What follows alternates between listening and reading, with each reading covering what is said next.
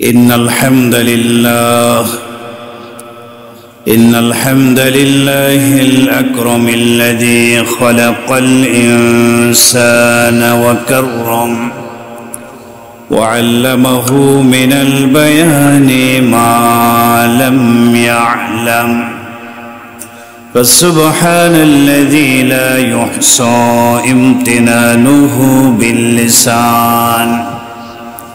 باللسان ولا بالقلم، ونشهد أن لا إله إلا الله وحده لا شريك له، ونشهد أن سيدنا وسندنا وحبيبنا وطبيبنا وطبيب قلوبنا وأرواحنا ومولانا محمدا عبده ورسوله الذي أرسله بالحق بشيرا ونذيرا وداعيا إلى الله بإذنه وسراجا وقمرا منيرا. أما بعد، فقد قال الله تبارك وتعالى في كلامه المجيد وفرقانه الحميد: أعوذ بالله من الشيطان الرجيم.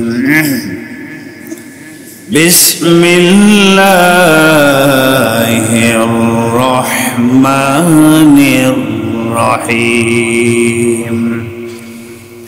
النبي أولى بالمؤمنين من أنفسهم وأزواجه أمهاتهم،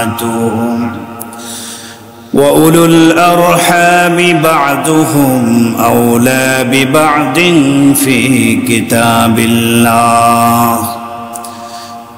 كتاب الله من المؤمنين والمهاجرين إلا أن تفعلوا إلى أوليائكم معروفا، كان ذلك في الكتاب مسطورا. وعن أبي هريرة رضي الله تعالى عنه عن النبي صلى الله عليه وسلم قال: ما من مؤمن إلا وأنا أولى الناس به في الدنيا والآخرة. رواه البخاري، أو كما قال النبي صلى الله عليه وسلم. محبة الشتى درود إبراهيم قولي: اللهم صل على محمد وعلى آل محمد كما صليت على إبراهيم وعلى آل إبراهيم إنك حميد مجيد. اللهم بارك على محمد وعلى آل محمد كما باركت على إبراهيم وعلى آل إبراهيم إنك حميد مجيد. الحمد لله ثم الحمد لله। সকল প্রশংসা, সকল তারিফ মহান আল্লাহ সুবহানাহু ওয়া তাআলার আলিশান দরবারে। যে মহান আল্লাহ সুবহানাহু ওয়া তাআলা দয়া করে মায়া করে পবিত্র সালাতুল জুমআ আদায়ের লক্ষ্যে পৃথিবীর সর্বশ্রেষ্ঠ জায়গা সাইয়্যিদুল মাকান পবিত্রতম স্থান আল্লাহর ঘর মসজিদে আসার বসার মতো তৌফিক দান করেছেন। আমরা সকলেই হৃদয়ের সবটুকু ভালোবাসা উজাড় করে দিয়ে কালিমাতুশ শুকর আদায় করি, বলি আলহামদুলিল্লাহ। মুহতারাম হাজিরিন, সিরাতুন নবী সাল্লাল্লাহু আলাইহি ওয়াসাল্লাম তথা নবীজির জীবন চরিত থেকে আমাদের ধারাবাহিক আলোচনা হচ্ছে আলহামদুলিল্লাহ। গত জুমায় আমরা আলোচনা শুনেছি মাকামে মুস্তাফা সাল্লাল্লাহু আলাইহি ওয়াসাল্লাম সম্পর্কে। আল্লাহ তাআলা আমাদেরকে যে নবী, যে রাসূল দান করেছেন, যেই নবীর উম্মত হিসেবে আল্লাহ আমাদেরকে কবুল করেছেন, সেই নবীর শান মান কি, মর্যাদা কি, এগুলি নিয়ে আলোচনা হয়েছে। বেশি বেশি আলোচনা হওয়া দরকার। উম্মতের সামনে নবীজির শান মান আলোচনা করলে উম্মতের ভিতরে নবীজির প্রেম, মোহাব্বত আর ইশক পয়দা হবে। নবীজির ভালোবাসা তৈরি হলে নবীজির সুন্নতের প্রতি আগ্রহ, সুন্নতের প্রতি আমলের জজবা তৈরি হবে। সেই ধারাবাহিকতায় আজকের আলোচ্য বিষয় হুব্বুন নবী সাল্লাল্লাহু আলাইহি ওয়াসাল্লাম লিহাযিহিল উম্মাতিল মুসলিমা। উম্মতের প্রতি নবীজির ভালোবাসা কেমন ছিল? আল্লাহ তাআলা আমাদেরকে যে নবী দান করেছেন, আমাদেরকে কি পরিমাণ মোহাব্বত করতেন। রাসূলকে ভালোবাসার দরকার আছে না নাই বলেন? এটা ঈমানের একটা অংশ। আল্লাহর পরে আমাদেরকে ভালোবাসতে হবে কাকে? আল্লাহর নবী মুহাম্মদুর রাসূলুল্লাহ সাল্লাল্লাহু আলাইহি ওয়াসাল্লামকে জীবনের সব কিছুর চেয়ে বেশি মহব্বত করতে হবে। আল্লাহ তাআলা কোরআনে বলে দিয়েছেন, কুল ইন কানা আবাউকুম ওয়া আবনাউকুম ওয়া ইখওয়ানুকুম ওয়া আজওয়াজুকুম ওয়া আশীরাতুকুম ওয়া আমওয়ালুন ইকতারাফতুমুহা ওয়া তিজারাতুন তাখশাউনা কাসাদাহা ওয়া মাসাকিনু আহাব্বা ইলাইকুম মিনাল্লাহ ওয়া রাসূলিহি ফাতারাব্বাসু হাত্তা ইয়াতি আল্লাহু বিআমরি। এরকম আয়াত আছে যেখানে আল্লাহ তাআলা বলেছেন, তোমাদের বাবা মা, সন্তান সন্ততি, স্ত্রী পুত্র, পরিবার পরিজন, তোমাদের সম্পদ, তোমাদের ব্যবসা, সব কিছুর চেয়ে আল্লাহ এবং আল্লাহ রাসূলের মোহাব্বত যদি অন্তরে বেশি না থাকে, তাহলে তোমরা আল্লাহ পাকের শাস্তির অপেক্ষায় থাকো। তো বোঝা গেল সবচেয়ে বেশি ভালোবাসতে হবে কাকে? আল্লাহকে। আল্লাহর পরে সবচেয়ে বেশি ভালোবাসতে হবে কাকে? মুহাম্মদুর রাসূলুল্লাহ সাল্লাল্লাহু আলাইহি ওয়াসাল্লামকে। আমরা কেন ভালোবাসবো আমাদের নবীকে? এর একটা উত্তর হলো, যেহেতু আমাদের নবী আমাদেরকে ভালোবাসতেন। সুবহানাল্লাহ। হালিল ইহসানু ইল্লাল ইহসান। ইহসানের বদলায় ইহসান। যে ভালো আচরণ করবে তার সাথে ভালো আচরণ করা জরুরি। যে আমাকে ভালোবাসবে, আমার জন্য ওয়াজিব তাকেও ভালোবাসে। ঠিক কি ঠিক না? তো আল্লাহ আমাদেরকে যে নবী দান করেছেন, আমাদের উপর ওয়াজিব হলো সেই নবীকে ভালোবাসা, মোহাব্বত করা। কেন? কারণ ওই নবী আপনাকে আমাকে কিয়ামত পর্যন্ত আগত প্রত্যেকটা উম্মতকে মোহাব্বত করতেন। সুবহানাল্লাহ। তো উম্মতের প্রতি রাসূলের ভালোবাসা কেমন ছিল, এটা আগে আলোচনা হওয়া দরকার। এরপরে আমরা দেখব যে আমাদের নবী আমাদেরকে কি পরিমাণ মোহাব্বত করতেন। উনি যেভাবে আমাদেরকে মোহাব্বত করতেন, আমাদেরকেও ঠিক সেভাবেই মোহাব্বত। ঠিক কি ঠিক না? তো এই জন্য আমরা আগে আলোচনা শুরু করব উম্মতের প্রতি রাসূলের মোহাব্বত কেমন ছিল, ভালোবাসা কেমন ছিল, এটা নিয়ে আলোচনা। এরপরে সামনের জুমাগুলোতে আবার উম্মত হিসেবে নবীকে আমরা কি পরিমাণ মোহাব্বত করব, করতে হবে, এটা নিয়ে আলোচনা। আল্লাহ তাআলা আমাদের সবাইকে রাসূলের প্রেম, মোহাব্বত, ভালোবাসা হৃদয়ে ধারণ করে সিরাতুন নবীর আলোচনাগুলো শোনা এবং আমল করার তৌফিক দান করুন। নবীজি আমাদেরকে কি পরিমাণ মোহাব্বত করতেন, উম্মতের প্রতি নবীজির ভালোবাসা কেমন ছিল? ভালোবাসা অনেকগুলো কারণে হয়ে থাকে, তন্মধ্যে বন্ধন একটা জিনিস আছে, আত্মীয়তার বন্ধন। এই যে ভালোবাসার একটা বন্ধন, এই বন্ধনের কারণে একজন আর একজনকে মহব্বত করে। বাবা মা সন্তানকে মহব্বত করে, কারণ বাবা মা আর সন্তানের মধ্যে একটা বন্ধন তৈরি করে দিয়েছেন কে? আল্লাহ। ঠিক তেমনি ভাবে রাসূলের সাথে আমাদের যে একটা বন্ধন সম্পর্ক, এই সম্পর্কটাও আল্লাহ তাআলা স্থাপন করে দিয়েছেন। সুবহানাল্লাহ। সেই বন্ধনটা কি? কোরআনে কারিমে আল্লাহ তাআলা বলেন, النبي أولى بالمؤمنين من أنفسهم وأزواجه أمهاتهم। আল্লাহ তাআলা পৃথিবীর সমস্ত উম্মতে মুসলিমাকে জানিয়ে দিচ্ছেন, এ পৃথিবীর মানুষেরা, তোমাদের মাঝে যে নবীকে প্রেরণ করেছি মুহাম্মদ রাসূলুল্লাহ সাল্লাল্লাহু আলাইহি ওয়াসাল্লাম, তার সাথে তোমাদের একটা বন্ধন আমি তৈরি করে দিলাম। আন-নাবিয়্যু আওলা বিল মুমিনিনা মিন আনফুসিহিম ওয়া আজওয়াজুহু উম্মাহাতুহুম। মুমিন মুসলমানদের কাছে তাদের পয়গম্বর, তাদের নবী, তাদের নিজেদের জানের চাইতেও বেশি মায়ার এবং মহাব্বতের হতে হবে। সুবহানাল্লাহ। অর্থাৎ একজন মুমিন নিজের জীবনকে যেই পরিমাণ ভালোবাসে, আল্লাহ বলেন মিন আনফুসিহিম, মুমিনেরা তাদের জীবনের চাইতে রাসূলকে বেশি মহব্বত করা লাগবে। সুবহানাল্লাহ। কেন মহব্বত করতে হবে? বন্ধন তৈরি করে দিলেন কে? কি বন্ধন?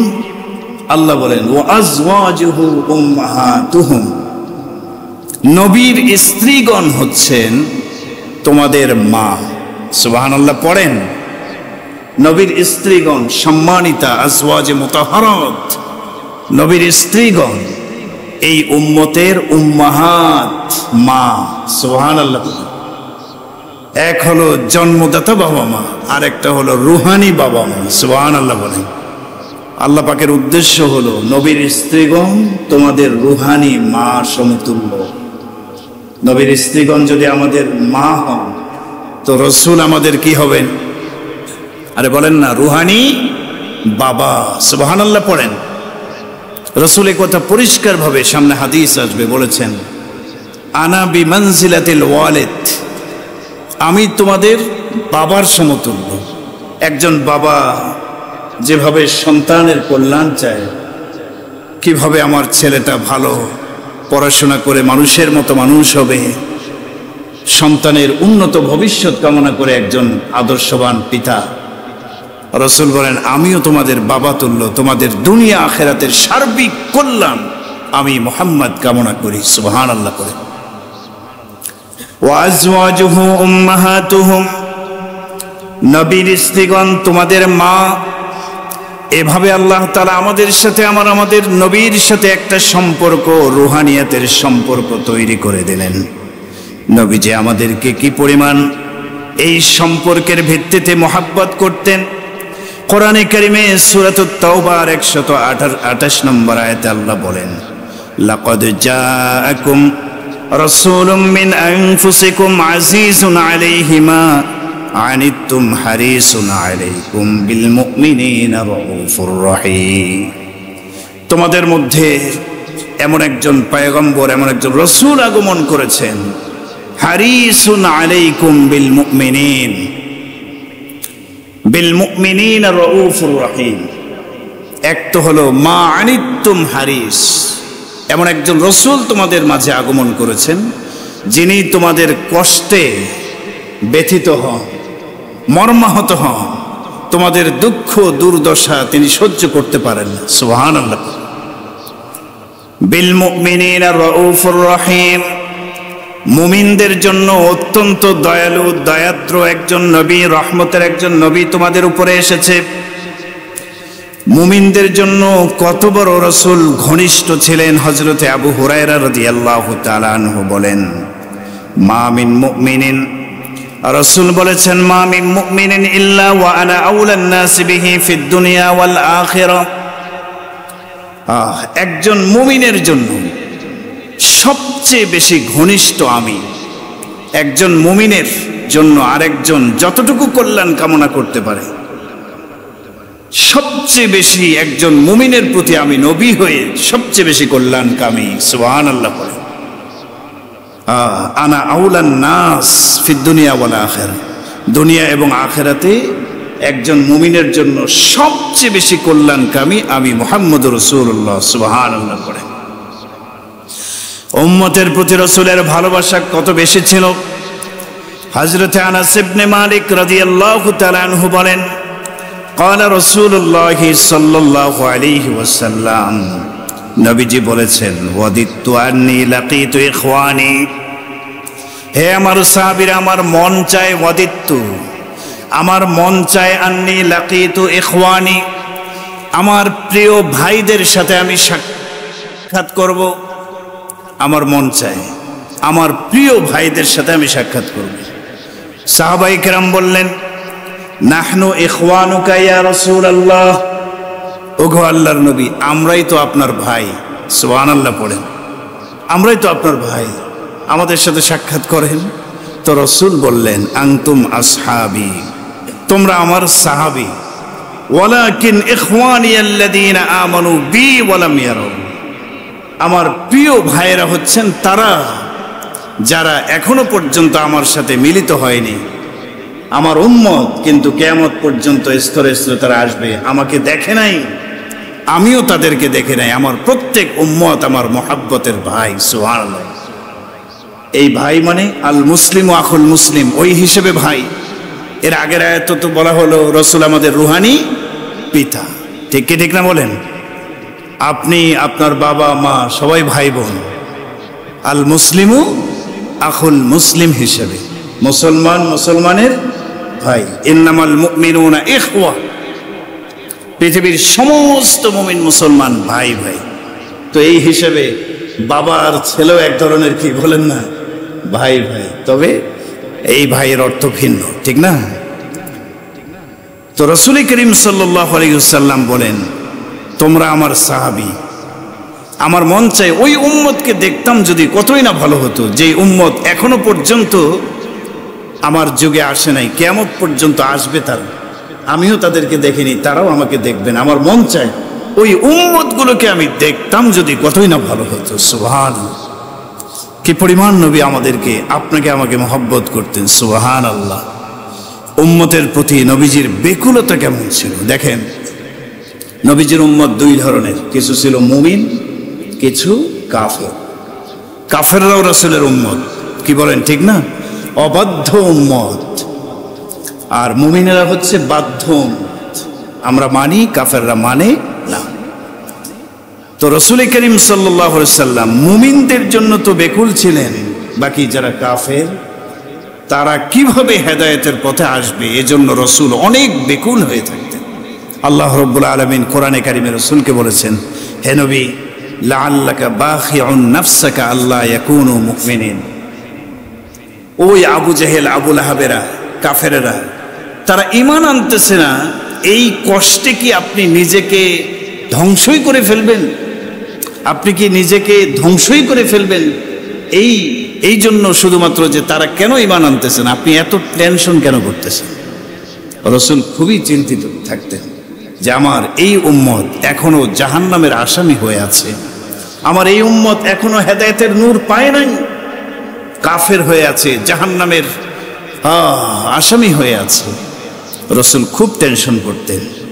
আল্লাহ অন্য আয়াতে একই রকম কথা বলেছেন, সূরা কাহফের মধ্যে বলেছেন, ফালাআল্লাকা বাখিউন নাফসাকা আল্লা ফালাআল্লাকা বাখিউন নাফসাকা আলা আসারিহিম ইল্লাম ইউমিনু বিহাযাল হাদিসি আসাফা।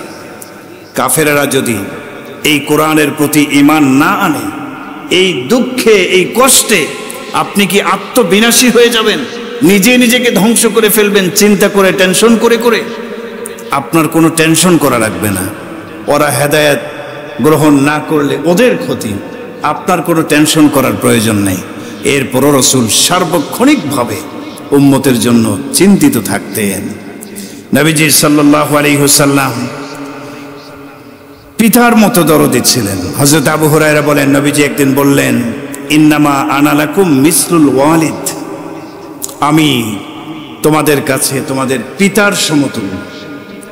ইউআল্লিমুকুম ইযা যাহাবা আহাদুকুম ইলাল খালা ফালা ইস্তাকবিলুল কিবলাতা ওয়ালা ইস্তাদবিরহা। একজন পিতা যেভাবে সন্তানকে তিলে তিলে গড়ে তোলে, শিক্ষা দীক্ষা দেয়, তো আমিও তোমাদের শিক্ষা দিচ্ছি, আদব আখলাক পিতার মতো তোমাদেরকে ধরে ধরে শেখাচ্ছি। সুতরাং তোমাদের কেউ যখন পায়খানা প্রসাব করার জন্য বের হবে, সাবধান, ফালা ইস্তাকবিলুল কিবলা ওয়ালা ইস্তাদবিরহা, কেবলামুখী হয়ে, মানে কেবলার দিকে মুখ করে অথবা কেবলার দিকে পিঠ ফিরায়া ইস্তেঞ্জা করবা না, পায়খানা প্রসাব করবা না, আদব শিখাচ্ছি। ওয়ালা ইস্তানজি বিয়ামিনিহি, ডান হাত দিয়ে ইস্তেঞ্জা ময়লা পরিষ্কার করবা না। ওয়া কানা ইয়া'মুরু বিসালাসাতি আহজার, আমি তোমাদেরকে শিক্ষা দিচ্ছি ইস্তেঞ্জা করার পরে 3টা বেজোড় সংখ্যায় ঢিলা কুলুক ব্যবহার করবা। সুবহানাল্লাহ পড়ে। ঢিলা কুলুক ব্যবহারের কথা আছে না নাই বলেন? এটা নাসাই শরীফের 40 নম্বর হাদিস।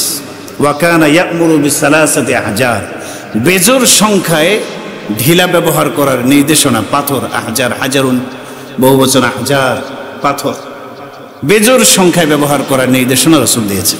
আমাদের আজকে এক শ্রেণীর পণ্ডিত ভাইয়েরা বলে শুধু পানি নেওয়াই যথেষ্ট, ঢিলা কুলুক ব্যবহার করা নাকি বেদাত। নাউজুবিল্লাহ বলেন। ঢিলা কুলুক ব্যবহার করা বেদাত, এটা কিভাবে হয়? এই যে হাদিস, ওয়া কানা ইয়া'মুরু বিসালাসাতি আহজার, বেজোড় সংখ্যায় ঢিলা ব্যবহারের নির্দেশনা রাসূল দিতেন। আপনি পায়খানা করেছেন, আপনাকে ভালোভাবে পরিষ্কার পরিচ্ছন্নতা অর্জনের জন্য আগে ঢিলা ব্যবহার করতে হবে, এরপরে পানিও ব্যবহার করতে হবে, তাহলে পরিষ্কার পরিচ্ছন্নতা ভালোভাবে হবে। আর যদি আপনি ঢিলা ব্যবহার করাকে বেদাতের ফতোয়া দিয়ে ঢিলা ব্যবহার করলেন না, পানি ব্যবহার করলেন, তাহলে পবিত্রতা অর্জনের ক্ষেত্রে একটু ত্রুটি বা ঘাটতি আপনার মধ্যে থেকে যাবে। কি বলেন? ঠিক কি ঠিক না বলেন? হ্যাঁ, এই জন্য সবগুলোকে বেদাত বলা যায়। কোরআন হাদিসে যেগুলির ভিত্তি আছে সেগুলোকে বেদাতের ফতোয়া দিয়ে উঠায় দেওয়ার অধিকার কারো নাই। কি বলেন? ঠিক কি ঠিক না?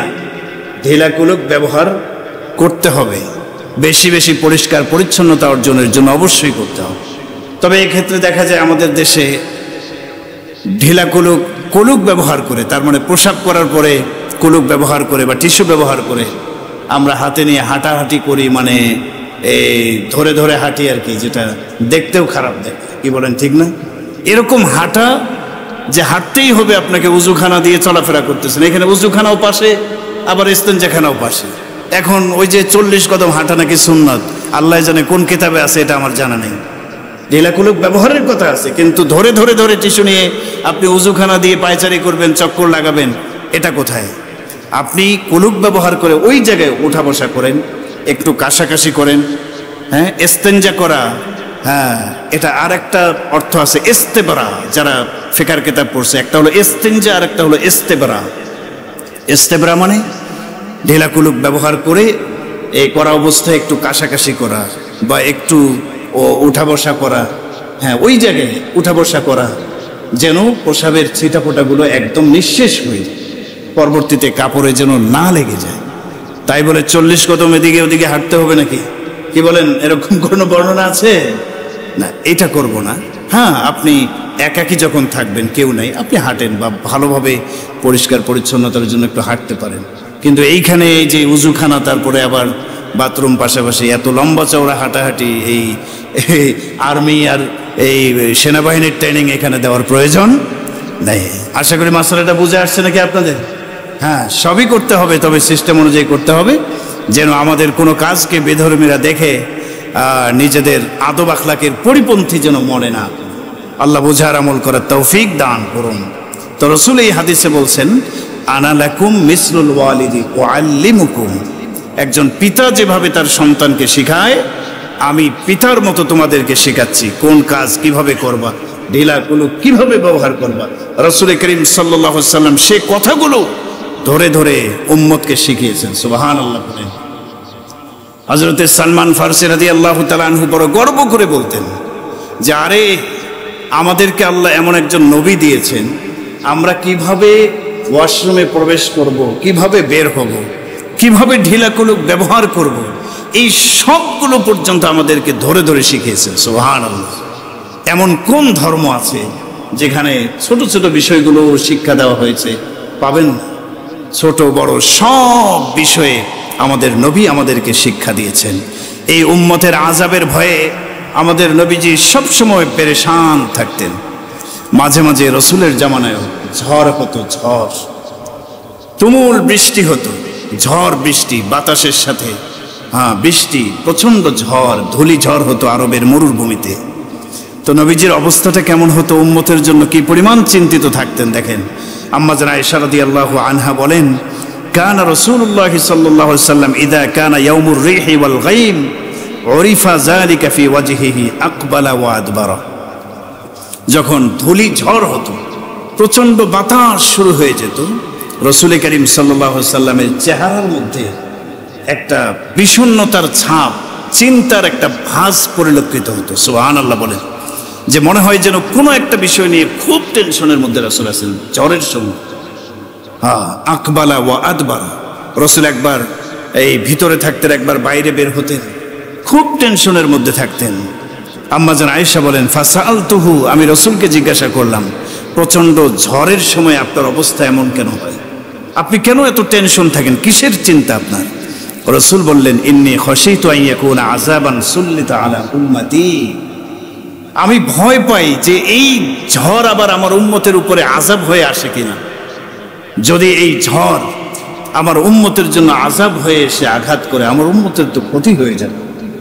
এজন্য রাসূল করিম সাল্লাল্লাহু আলাইহি ওয়াসাল্লাম খুব চিন্তিত থাকতেন। নবীজির উম্মতের জন্য কি পরিমাণ বেকুল। একবার নবীজি সাল্লাল্লাহু আলাইহি ওয়াসাল্লাম মক্কা থেকে মদিনার দিকে যাত্রা করছেন। সাহাবী বলেন, কুন্না করিবান মিন আজওয়ারা, আজওয়ারা একটা জায়গা মক্কা মদিনার মাঝামাঝি অবস্থানে। এই জায়গায় এসে রাসূল নাযালা সুম্মা রাফা ইয়াদাইহি ফাদা আল্লাহ সাআ, নবীজি এই জন্তু থেকে নামলেন, উটের উপরে অথবা ঘোড়ার উপরে সাওয়ারি ছিলেন, সেখান থেকে নামলেন। নামার পরে রাসূল করিম সাল্লাল্লাহু আলাইহি ওয়াসাল্লাম সিজদায় পড়লেন, সিজদা থেকে মাথা উঠালেন, দুই হাত উঁচু করলেন, দোয়া করলেন আল্লাহ পাকের কাছে, কিছু সময়ের জন্য দোয়া করলেন। এরপরে আবার সিজদায় গেলেন, সিজদা থেকে মাথা উঠালেন, দুই হাত উঁচু করে আল্লাহ পাকের কাছে দোয়া করলেন। এরপরে কিছুক্ষণ পর আবার একই কাজ, রাসূল সিজদায় গেলেন, উঠলেন, দুই হাত উঁচু করে আল্লাহ পাকের কাছে দোয়া করলেন। সাহাবায়ে কেরাম জিজ্ঞাসা করলেন, তিনবার এরকম করার কারণটা কি? তো রাসূল করিম সাল্লাল্লাহু আলাইহি ওয়াসাল্লাম বলেন, ইন্নী সাআলতু রাব্বি ওয়া শাফাআতু লি উম্মতি, এই জায়গায় আসার পরে উম্মতের প্রতি আমার মহাব্বতটা একটু বেড়ে গেছে, এত বেশি মায়া আমার লাগছে উম্মতের প্রতি। আমি নেমে সিজদায় পড়ে কান্নাকাটি করে আল্লাহ পাকের কাছে উম্মতের জন্য একটা সুপারিশ করছি। সুবহানাল্লাহ পড়েন, আমার কিছু উম্মতের পক্ষে আমি সুপারিশ করছি, আল্লাহ আপনি এদেরকে মাফ করে দেন। তো প্রথমবার আল্লাহ তাআলা 3 ভাগের 1 ভাগ উম্মত, মানে যাদের জন্য আমি সুপারিশ করেছি তাদের 3 ভাগের 1 ভাগকে আল্লাহ মাফ করে দিয়েছেন। তো আমি শুকরিয়া আদায় করার জন্য দ্বিতীয়বার সিজদায় পড়লাম, সিজদা থেকে মাথা উঠালাম, আল্লাহ পাক রব্বুল আলামিন ওই 3 ভাগের দ্বিতীয় ভাগকেও আল্লাহ মাফ করে দিয়েছেন। সুবহানাল্লাহ। এরপরে আমি আবার শুকরিয়া আদায় করার জন্য সিজদা দিলাম, তো আল্লাহ তাআলা 3 ভাগের লাস্টের ভাগ, অর্থাৎ পুরা আমি যাদের জন্য সুপারিশ করছি সব সুপারিশ আমার আল্লাহ কবুল করে নিয়েছেন। সুবহানাল্লাহ। তো নবীজি দেখেন মক্কা থেকে মদিনার দিকে যাত্রা করছেন, মাঝখানে আজওয়ারা নামক জায়গায় নামলেন, উম্মতের জন্য সুপারিশ করলেন। এরকম মায়ার নবী খুঁজে পাবেন? আমাদের নবী মুহাম্মদ রাসূলুল্লাহ সাল্লাল্লাহু আলাইহি ওয়াসাল্লাম উম্মতের জন্য এই পরিমাণ বেকুল ছিলেন। উম্মতের কষ্ট হোক এরকম কোন বিধান আল্লাহ রাসূল সাল্লাল্লাহু আলাইহি ওয়াসাল্লাম, যদি আল্লাহর পক্ষ থেকে ইখতিয়ার দেওয়া হতো, ইচ্ছাধিকার দেওয়া হতো যে আপনি চাইলে এটা গ্রহণ করেন, চাইলে ওইটা গ্রহণ করেন, সবসময় রাসূল উম্মতের কষ্টের দিকটা বিবেচনা করে সহজ যেই বিধান সেটাকে গ্রহণ করতেন। সুবহানাল্লাহ বলেন। এমনিতে অনেক বিধান আল্লাহ পাকের স্পষ্ট ছিল যে এটা মানতেই হবে, ওটা তো মানতেন, কিন্তু কিছু বিধান ছিল ঐচ্ছিক, মানে আপনি এটাও গ্রহণ করতে পারেন ওইটাও পারেন। তো রাসূল উম্মতের দিকে তাকাতেন, আমার উম্মতের কোন বিধানটা মেনে নিলে সহজ হবে, রাসূল সেটাই মেনে নিতেন। সুবহানাল্লাহ। পৃথিবীর সমস্ত নবীকে আল্লাহ রাব্বুল আলামিন একটা মাকবুল দোয়া করার পারমিশন দিয়েছিলেন। যে বিপদের সময় প্রত্যেক পয়গম্বর যখন এই বিশেষ দোয়াটা আল্লাহ পাকের কাছে করবে, আল্লাহ তাআলা বিশেষ দোয়াটা অবশ্যই কবুল করবে। সুবহানাল্লাহ, মাকবুল দোয়া। বিশেষ একটা দোয়া করার অনুমতি ছিল প্রত্যেক পয়গম্বরের। বিপদে পড়ে যখনই এই দোয়া করবে আল্লাহ পাকের সাহায্য তখনই চলে আসবে। তো নবীজি বলেন পৃথিবীর সমস্ত পয়গম্বর ওই বিশেষ দোয়াটা দুনিয়াতেই করে গেছেন। যখন পয়গম্বরগণের উপরে জুলুম নির্যাতন আসছে উম্মতের পক্ষ থেকে, তখনই আল্লাহ পাকের সাহায্য কামনা করতে গিয়ে দুনিয়াতেই পয়গম্বরগণ দোয়া ব্যবহার করেছেন। রাসূল বলেন ইন্নী আখতাবিউ দাওয়াতি লিউম্মতি ইয়াউমাল কিয়ামা। সুবহানাল্লাহ পড়েন।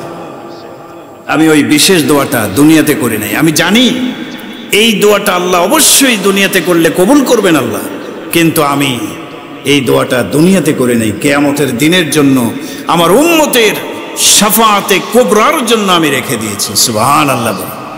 কিয়ামতের ময়দানে গত জুমায় হাদিস শোনানো হয়েছিল, মাকামে মাহমুদে আল্লাহ রাসূল সেজদা দিবেন, প্রশংসা করবেন, মাথা উঠাবেন, আল্লাহ বলবেন ইরফা রাসাকা সাল তু'তা ওয়াশফা তুশাফা। হে নবী মাথা উঠান, আপনি আজকে যা চাইবেন আমি আল্লাহ আপনার প্রত্যেকটা চাওয়াকে পুরা করে দেবে। সুবহানাল্লাহ। নবীজি বলেন আমার ওই দোয়া যেটা আল্লাহ কবুল করতে ওয়াদা দিয়েছে, ওই দোয়াটা আমি ওই জায়গার জন্য রেখে দিয়েছি, সেদিন আমি আমার উম্মতের পক্ষে সুপারিশ হিসেবে ওই দোয়াটা কাজে লাগাবো। সুবহানাল্লাহ। তো আমার নবী কি পরিমাণ উম্মতকে মহব্বত করতেন। সুবহানাল্লাহ। একবার নবীজি সাল্লাল্লাহু আলাইহি ওয়াসাল্লাম ঘর থেকে বের হলেন। আনা আয়েশা ক্বালাত, আম্মা জান আয়েশা বলেন খারাজান নবিয়্যু মিন ইনদি ওয়া হুয়া কারীরুল আইন তাইয়্যিবুন নাফস। নবীজি একদিন আমার ঘর থেকে বের হলেন, কারীরুল আইন, খুব খুশি, মানে চক্ষু শীতল অবস্থায় বের হলেন। তাইয়্যিবুন নাফস, মনটাও খুব ভালো, ফ্রেশ, তার মানে খুশি মনে প্রফুল্ল বদনে রাসূল ঘর থেকে বের হলেন। কিছুক্ষণ পরে ফিরে এলেন। সুম্মা রাজা ইলাইয়া ওয়া হুয়া হাযীনুন। কিছুক্ষণ পরে ফিরে আসলেন অত্যন্ত চিন্তিত অবস্থায়। হাযীনুন, চিন্তিত অবস্থায়, বিষণ্ণ অবস্থায় তিনি ফিরে এলেন।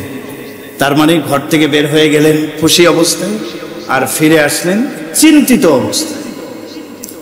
আম্মা জান আয়েশা বলেন কুলতু ইয়া রাসূলুল্লাহ, ওগো আল্লাহর নবী, আপনি খারাজতা মিন ইনদি ওয়া আনা কারীরুল আইন, আপনি আমার নিকট থেকে ঘর থেকে বের হয়ে গেলেন খুশি অবস্থায়, ওয়া রাজাতা ওয়া আনতা হাযীনুন, আর আপনি বাইরে থেকে কোথায় যেন গেলেন আবার ফিরে আসলেন চিন্তিত অবস্থায়।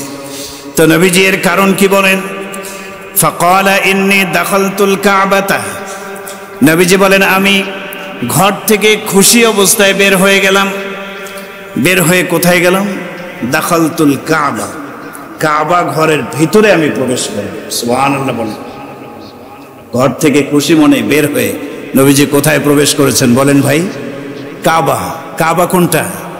ওই যে চতুষ্কোণ বিশিষ্ট, চার কোণা বিশিষ্ট যে কালো, ওইটার নাম হলো মেন কাবা। এর আশপাশে তো মসজিদে হারাম। তো কাবাতে সবাই প্রবেশ করতে পারে না। এখন কি আপনি চাইলেও হজ বা উমরাতে গিয়ে কাবার ভিতরে দরজা খুলে প্রবেশ করতে পারবেন না? তো নবীজি বলেন আমি ঘর থেকে খুশি মনে বের হলাম, ইন্নী দাখালতুল কাবা, কাবার দরজা খুলে ভিতরে আমি প্রবেশ করলাম। ওয়া ওয়াদিতু আন্নী লাম আকুন, প্রবেশ করার পরে পরক্ষণে আমি চিন্তায় পড়ে গেলাম, আরে আমি কেন এখানে প্রবেশ করলাম? যদি আমি প্রবেশ না করতাম তবেই না সেটা ভালো হতো, কেন আমি আসলাম? নবীজি বলেন আমি চিন্তা করতে লাগলাম, ইন্নী আখাফু আন আকুনা আতবাতু উম্মতি মিন বাদি, আমার পরে আমার উম্মতেরা আমার অনুসরণ করবে, তারা যদি এই বিষয়টার অনুসরণ করতে চায় তাদের কষ্ট হয়ে যাবে। অর্থাৎ আমি কাবা ঘরের ভিতরে প্রবেশ করেছি, আমার উম্মতেরা আমার এই আমলের যদি বাস্তবায়ন করতে চায় তারাও আসবে, প্রত্যেকেই কাবা ঘরের ভিতরে প্রবেশ করে আমার অনুসরণ করতে চাইবে। আর এটা তো সবার পক্ষে এক টাইমে সম্ভব না। সবাই যদি এটা চায় যে আমি কাবা ঘরের ভিতরে ঢুকবো, কারণ আমার রাসূল ঢুকছেন, রাসূল প্রবেশ করেছেন, আমি রাসূলের অনুসরণ করব, আমিও কাবার ভিতরে ঢুকবো দরজা খুলে, তাহলে তো ভিড়াভিড়ির কারণে এই উম্মতের পক্ষে কষ্টকর হয়ে যাবে। রাসূল বলেন, আমি কেন প্রবেশ করলাম? আমি যদি প্রবেশ না করতাম, এখন কোনো সাহাবী বা কোনো উম্মত যদি আমার অনুসরণ করে ঢুকতে চায়, তাহলে তো কষ্ট হয়ে যাবে তাদের জন্য। এই জন্য আমি খুব চিন্তিত, এই কাজটা কেন করলাম যদি আমি না প্রবেশ করতাম। দেখেন ভাই, এই জায়গায় রাসূল কাবার ভিতরে গিয়ে উম্মতের কথাটা চিন্তা করতেছেন। সুবহানাল্লাহ পড়েন না? কাবার ভিতরে গিয়ে সাধারণ একটা বিষয়, রাসূল প্রবেশ করছেন, ওনার জন্য প্রবেশ করে তো ঠিক আছে, আমরা প্রবেশ করতে পারলাম না তো কি হয়েছে? রাসূল ওই জায়গায় গিয়েও চিন্তা করছেন, আরে আমি তো প্রবেশ করলাম, আমার উম্মত যদি প্রবেশ করতে চায়, যে রাসূল প্রবেশ করছেন আমিও প্রবেশ করব, সবাই যদি চায় প্রবেশ করতে ধরে, তাহলে তো গ্যাদারিং হবে, কষ্ট হয়ে যাবে, কিভাবে এই ছোট্ট কাবার ভিতরে আমার উম্মত প্রবেশ করবে? নবীজি ওই জায়গাও এই চিন্তা করছেন। সুবহানাল্লাহ বলবেন না? কি পরিমাণ রাসূল উম্মতের কষ্টের বিষয়টা চিন্তা করতেন। এটা কিন্তু হজের কোনো অংশ না যে আপনাকে কাবা ঘরের ভিতরে প্রবেশ করতে হবে, না, বাইরে তাওয়াফ করতে হবে। তাওয়াফ করাটা ফরজ, 7 চক্করে এক তাওয়াফ করবেন, ভিতরে প্রবেশ করার প্রয়োজন নেই। তবে হজের সময়ে একবার খোলা হয়, দরজা খোলা হয়, সেখানে বিশেষ পার্সন যারা, ওনারা প্রবেশ করে। কি বলেন, ঠিক না? সবাই কিন্তু কাবা ঘরের ভিতরে প্রবেশ করতে পারে না, আর করাটা জরুরিও না। হজ উমরার কবুলিয়তের জন্য এটা জরুরি না, কিন্তু রাসূল এই চিন্তাটাও করছেন। সুবহানাল্লাহ, কি পরিমাণ উম্মতের জন্য আমাদের নবী বেকুল ছিলেন। নবীজি সাল্লাল্লাহু আলাইহি ওয়াসাল্লাম প্রত্যেক বছরে কুরবানি পেশ করতেন। আবু রাফি রাদিয়াল্লাহু আনহু উনি বলেন, কানা ইদা যাহা ইশতারা কাবশাইন আযীমাইন আমলাহাইন। কুরবানির সময় রাসূল সাদা কালো মিশ্রিত 2টি দুম্বা ক্রয় করতেন। কয়টি দুম্বা? সাদা কালো রং মিশ্রিত 2টা দুম্বা ক্রয় করতেন। হাত্তা ইদা খাতাবান নাস ওয়া সাল্লা, রাসূল যখন ঈদের দিন খুতবা দিতেন, নামাজ পড়তেন, এরপরে কুরবানির সময় উতিয়া বি আহাদিহিমা ওয়া হুয়া কায়িমুন ফি মুসাল্লা ফাযাবাহাহু বিয়াদি, রাসূল ঈদের নামাজ শেষে ওইখানেই তার 2টা কুরবানির জন্তুর একটাকে নিয়ে আসা হতো, রাসূল একটাকে নিজ হাতে জবাই করতেন এবং দোয়া পড়তেন। কি দোয়া? আল্লাহুম্মা হাযা আন উম্মতি জামিআ, হে আল্লাহ, আমার এই 2টি কুরবানির প্রথম যেটি আমি নিজ হাতে জবাই করলাম, এটা হে আল্লাহ আন উম্মতি জামিআ, আমার সমস্ত উম্মতের পক্ষ থেকে কোরবানি হিসেবে আপনি কবুল করে নেন। আপনি কি মনে করেন আপনার জন্য রাসূল কোরবানি পেশ করেছেন? এই জন্য যাদের সামর্থ্য আছে ভাই, একটা গরু কোরবানি দেবেন, মাশাআল্লাহ, ভালো, একটা অংশ আপনি রাসূলের জন্য উৎসর্গ করে দিন আল্লাহর কাছে, যে এর সব আল্লাহ তাআলা রাসূলের কাছে যেন পৌঁছায় দেয়, বা এটা রাসূলের জন্য হাদিয়া হিসেবে আমি কোরবানি দিলাম। কারণ রাসূল আপনার আমার প্রত্যেকের জন্য কোরবানি পেশ করে দোয়া করতেন, আল্লাহুম্মা আন উম্মতি জামিআ, হে আল্লাহ, এই কোরবানিটা সমস্ত উম্মতের পক্ষ থেকে আমি দিলাম। সুবহানাল্লাহ।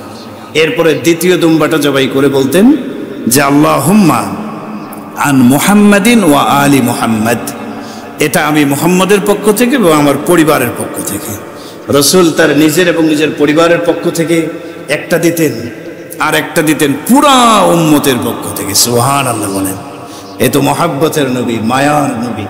উম্মতের জন্য আমার নবীর মধ্যে কি পরিমাণ মায়া আর মহাব্বত ছিল, সময় তো নেই এই বিষয়গুলোর আলোচনা শেষ করা যাবে না।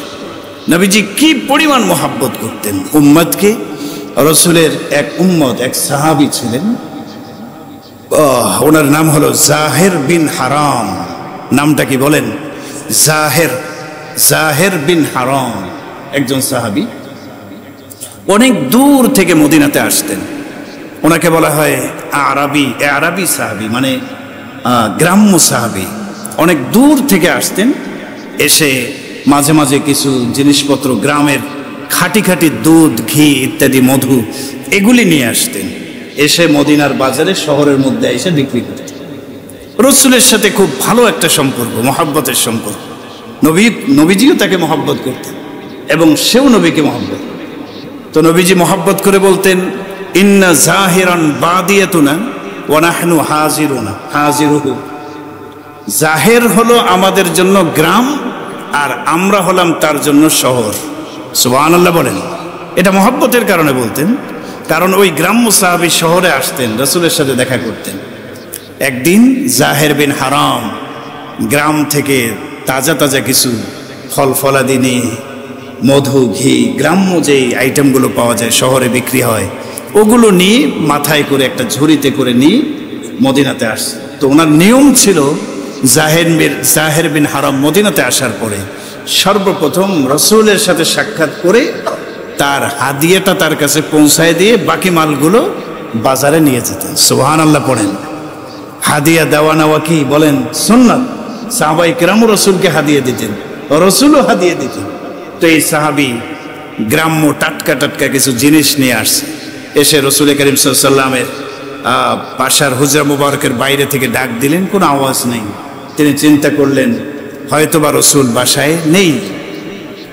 তার হাদিয়ার জিনিসটা পৌঁছায় দিয়ে তিনি চলে গেলেন বাজারের দিকে বিক্রি করতে, বাকি জিনিসগুলো বিক্রি করতে গেলেন।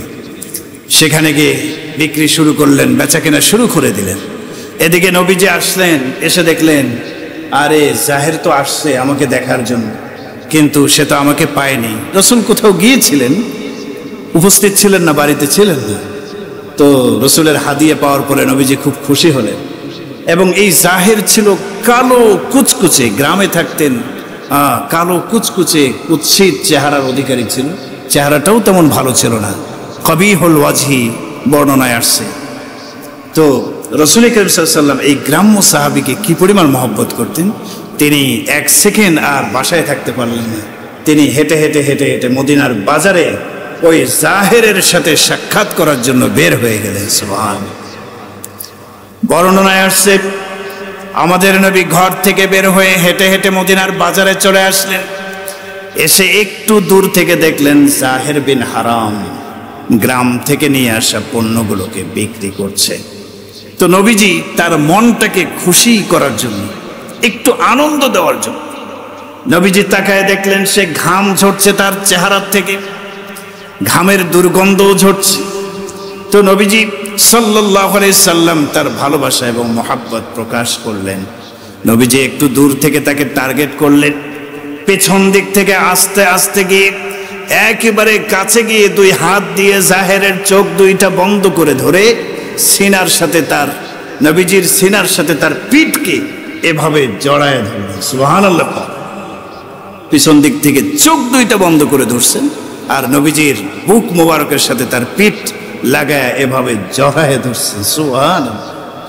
জাহের বিন হারাম তিনি চিন্তা করলেন এই বাজারের মধ্যে ভরা মজলিসে কে, আমার শরীরে ঘামের দুর্গন্ধ, আমার চেহারাটা কুৎসিত কালো, কে আমাকে এত মহব্বতের সাথে জড়ায় ধরছে। দেখার জন্য আর চোখে পিছন দিকে একটু দেখার চেষ্টা করছেন যে আসলে কে। তো পিছন দিকে দৃষ্টি ফেরানোর পরে ছিদ্র দিয়ে দেখতে পেলেন যে তিনি তো আর কেউ নন, রাহমাতুল লিল আলামিন, আমার প্রিয় মুহাম্মদ রাসূলুল্লাহ সাল্লাল্লাহু আলাইহি ওয়াসাল্লাম। বর্ণনায় আসছে যেই মাত্র জাহের বিন হারাম টের পেয়ে গেলেন যে আমার নবী আমাকে জড়ায় ধরছে। তো নবীর সিনা তো অনেক দামি সিনা, ঠিক না? নবী রাসূল ওনাদের সিনা অনেক দামি সিনা। তো তিনি চাইলেন এই শান্তি প্রশান্তিটা আর একটু দীর্ঘ হোক। সুবহানাল্লাহ বলেন। নবী তো চোখ এভাবে ধরছে। তো হযরতে জাহের বিন হারাম তিনি তার পিঠকে আরো রাসূলের বুকের দিকে ঘেঁষে এভাবে চাপ দিয়ে ধরলেন, প্রশান্তিটা যেন পরিপূর্ণ অনুভব করা যায়। সুবহানাল্লাহ সুবহানাল্লাহ। তো নবীজি বুঝতে পারলেন, নবীজিও একটু সময় দিলেন, এভাবে ধরলেন। কিন্তু সে প্রশ্ন করলো মান হাজা, কে আপনি, আমাকে এই ভরা মজলিসে ধরলেন, কে আপনি, ছাড়েন আমাকে, কে? রাসূল তাকে একটু আনন্দ দেওয়ার জন্য বললেন আরে কে মানে আমি তো মুহাম্মদ রাসূলুল্লাহ সাল্লাল্লাহু আলাইহি ওয়াসাল্লাম। সুবহানাল্লাহ। কেন? তো রাসূল সাল্লাল্লাহু আলাইহি ওয়াসাল্লাম ওই সময় তাকে বললেন, লোকদের উদ্দেশ্যে করে বললেন মানিশতারা হাযাল গোলাম, তোমাদের মধ্যে কে আছো এই গোলামটাকে কিনে নেবা। আমি হলাম বিক্রেতা আর এই গোলাম হচ্ছে আমার গোলাম, কে আছো আমার এই গোলামটাকে কিনবা। তো জাহের বিন হারাম চোখ দিয়ে পানি ফেলতে লাগলেন, যাহ রাসূল আমাকে তার গোলাম বলে সম্বোধন করেছেন, কত মহব্বতের একটা সম্পর্ক। হযরতে জাহের বিন হারাম বললেন, ওগো আল্লাহর নবী, আপনার এই গোলামকে কে কিনবে? আপনার এই গোলামের চেহারা তো ভালো না, আপনার এই গোলামের শরীর থেকে দুর্গন্ধ বের হচ্ছে, আপনার এই গোলাম দেখতে খারাপ, কে কিনবে? নবীজি বললেন, জাহের, তুমি কালো হতে পারো, কুৎসিত হতে পারো, তোমার শরীর থেকে ঘামের দুর্গন্ধ বের হতে পারে, কিন্তু তোমার ঈমান, আমল, মন, মানসিকতা সবকিছু বিবেচনায় আল্লাহ পাকের কাছে ওয়ান্তা গালিন ইলাল্লাহ, আল্লাহর কাছে তুমি অনেক অনেক দামি। সুবহানাল্লাহ বলেন। দেখেন, রহমাতুল্লিল আলামিন, সমস্ত নবীদের সরদার, আল্লাহ পাকের সবচেয়ে প্রিয় মাহবুব বান্দা, সাধারণ একজন সাহাবী, ঘামের দুর্গন্ধ চেহারা, কুৎসিত চেহারার অধিকারী, তার সাথে কিরকম একটা মহাব্বতের নজির কায়েম করে গেছেন মুহাম্মদুর রাসূলুল্লাহ সাল্লাল্লাহু আলাইহি ওয়াসাল্লাম। নবীজি আমাদেরকে কি পরিমাণ মহাব্বত করতেন, এই বিষয়ের উপর আলোচনা কেবল শুরু, মানে এটা শেষ করা পারবো কিনা জানি না। অনেক বর্ণনা আসছে, আমি চেষ্টা করব আপনাদের সামনে তুলে ধরতে যে আমাদেরকে আল্লাহ যে রসুল দিয়েছেন উনি কেমন ছিলেন, উম্মতকে কি পরিমাণ মায়া করতেন, অতএব উম্মতকেও রসুলকে কি পরিমাণ মহাব্বত করতে হবে আমাদের বোঝা দরকার। এই পরিমাণ মহাব্বত রসুল আমাদেরকে করতেন। আমার প্রিয় ভাইয়েরা, যেই নবী আমাদের জন্য এত মায়া মহাব্বত করতেন, ভালোবাসতেন, সেই নবীকে মহাব্বত করার দরকার আছে না নাই? ওই নবীজির সুন্নতকে মহাব্বত করতে হবে, ওই নবীর আনিত দ্বীন ইসলামকে মহাব্বত করতে হবে, ওই নবীর আনিত কিতাব গ্রন্থ কোরআনকে মহাব্বত করতে হবে এবং কোরআনকে আঁকড়ে ধরতে হবে। নিজের ব্যক্তিগত জীবনে কোরআন বাস্তবায়ন করতে হবে, সামাজিক অঙ্গনে কোরআন বাস্তবায়ন করতে হবে, রাষ্ট্রীয়ভাবে কোরআন কায়েমের আন্দোলন করতে হবে। ঠিক কি ঠিক না বলেন?